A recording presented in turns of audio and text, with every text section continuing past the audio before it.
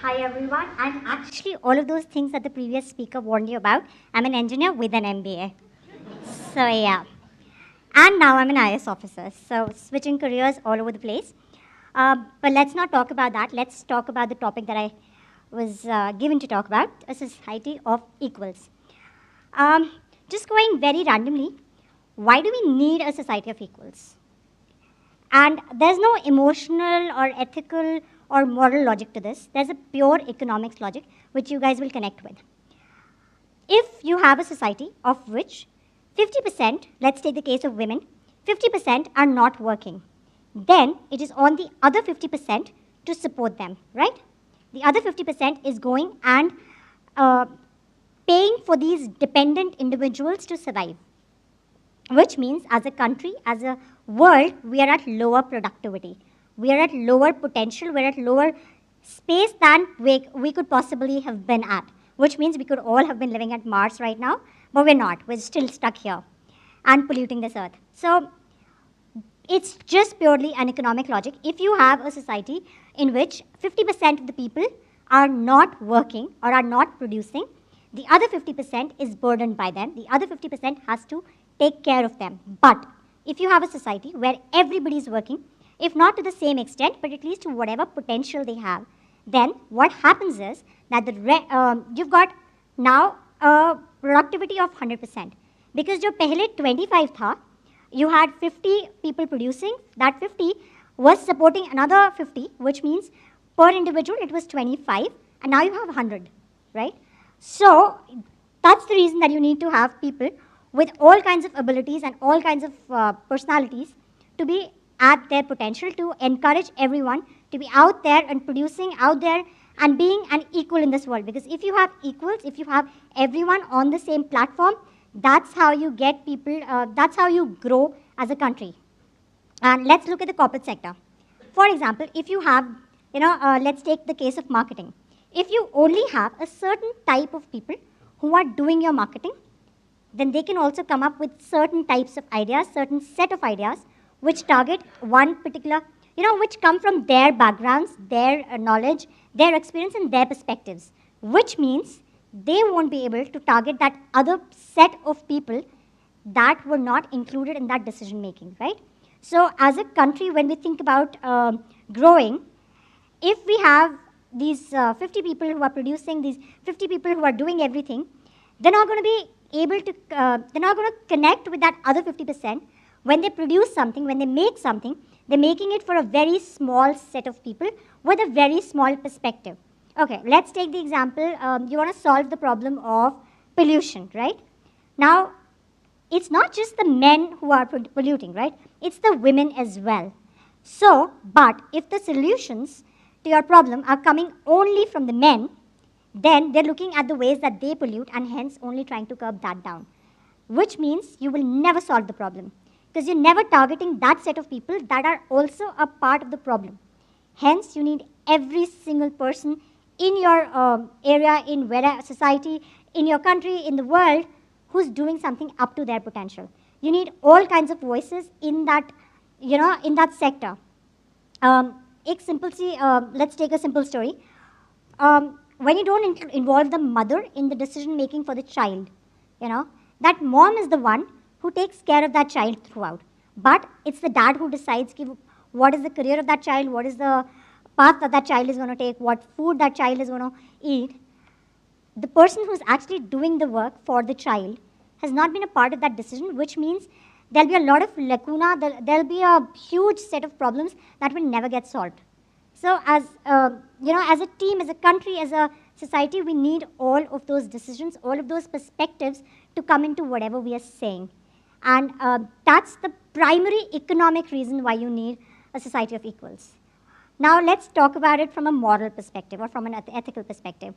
If you as an individual are getting to live your life properly to your potential, to wherever you want to be, do whatever you want to do, how can you then not allow the same opportunities to the other people?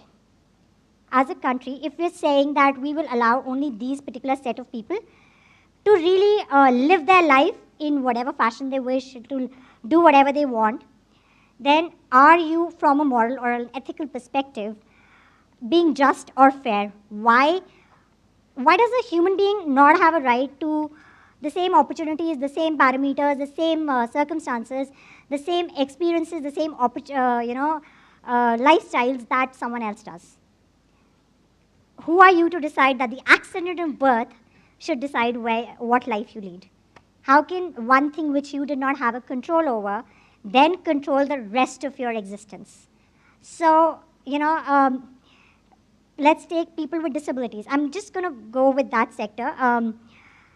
If you're telling a person with disability that, I'm not going to make this building something that you can come inside and work in, or something where you can be a part of the same system as everybody else, you have taken away the new perspectives, the new ideas, and the new productivity that person could have brought in, and you've made that person dependent on you.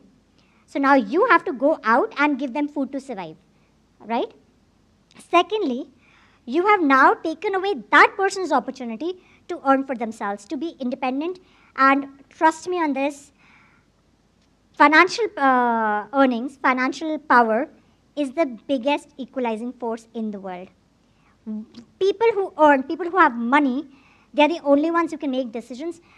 In most case studies, this has been really found out that whenever a person is able to earn, they have money, they are spending it without someone else telling them how to, and since it's their money, they can. That's how you get people to actually be empowered and not be abused. We're a country which has insane amounts of domestic violence. Most households have it. It's not visible, it's not complained about because our women have gotten used to it. Our society expects that women will take whatever is coming to them simply because they are not financially independent. Once you're dependent on someone else for your survival, you're dependent on them for all of your existence, which means you will take whatever comes to you. You will allow abuse to happen to you. You will allow yourself to be a victim. You will allow yourself to be a person who's a passive survivor and not really an active person taking decisions for themselves for a system that they're part of. And that's not fair, that's not productive, that doesn't solve anything. So let's just talk about equality from that plain perspective. Let's look at, if you're not making an office space, or you're not allowing a person into a job because of their gender, because of their race, because of their disability, all of those factors are now making you be a less productive organization, making you be a less productive society. Most of the people today get a job in the IT sector, especially in your Gurgaons and your Bangalores and all of these places. Imagine an IT team which is supposed to do brainstorming, right? Consulting, that's a very interesting sector. Most of us MBAs, we end up in consulting. So a very interesting sector. A lot of people want to be in it.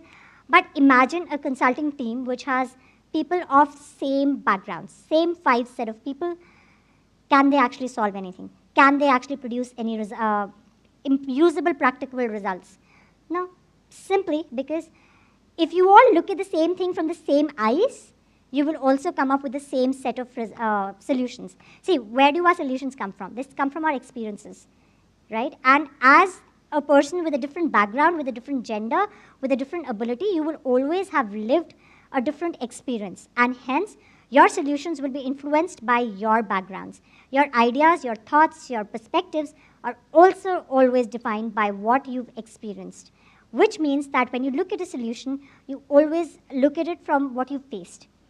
Which is why they say, I work a lot for the disability sector, so that's one thing, that all the people who are making the decisions for persons with disability are ones who are not disabled themselves. And that's the biggest problem why we still have a completely inaccessible country, why our education system still excludes all of these people. And that same thing goes for people who are transgenders, people who are even women in a lot of villages. I work in rural areas, and my village women still don't work, which means these women still wear a ghungat till here. And these are women in Delhi. These are not women in a small town or stuck somewhere in Haryana or Rajasthan.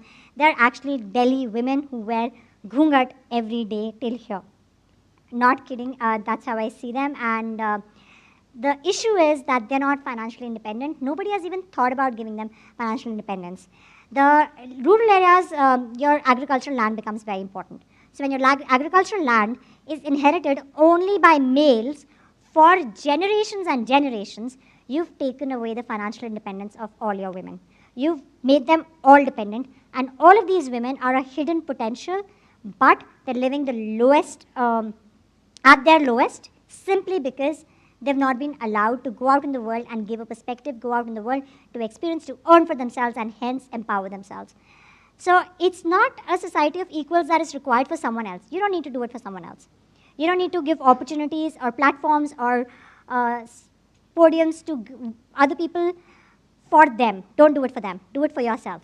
The minute you don't allow someone else to work for themselves, to stand on their own feet, to earn their own living, to actually survive on their own, to be independent, you have put a burden on yourself.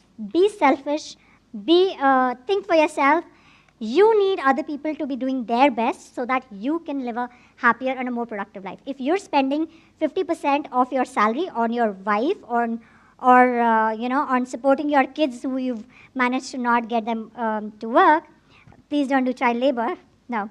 What I'm saying is your adult kids who are not working, or you didn't allow your daughters to go out and work, you will be the one who's paying her bills. You'll be the one who's paying the bills for your wife. You'll be the one paying the bills for your daughters, paying the bills for your sisters. Do you need to do that? That means you have less money to spend on your interests. What if you want to go traveling? What if you want to buy a car? You want to buy a bigger house, or get better clothes? You can't do that. You now need to take care of those people who are dependent on you, because over the years you never allowed them to have their own independence, to earn for themselves, and that's the simplest, most selfish reason to allow a society of equals, to allow for other people to actually get up and start doing things, so that it's not a burden on you. You're not the one who's taking care of them, and you can also depend on them in a time of change. For example, if you want to change a career, you're set in a particular lifestyle, you're set in a career, but you want to go out and explore, right? And that's what we're all about these days. Let's go find new things that we want to do, find new careers that we want to do. You want to do that. If you're the one who's providing for everybody else, you can never do that. You can only do that if you know that there is someone else who will be taking care of the bills while you're not earning, while you're exploring yourself. Just for that simple, selfish reason, you need the people in your house to be producing to their best potential. And that's my only argument for a society for equals. Be selfish, want other people to put in their best so that you can laze off once in a while. So I hope we all end up doing that. I hope we all allow everyone around us to really get to their potential, because if we don't, we're still going to be slogging on this earth and never reach Mars and Jupiter. Thank you.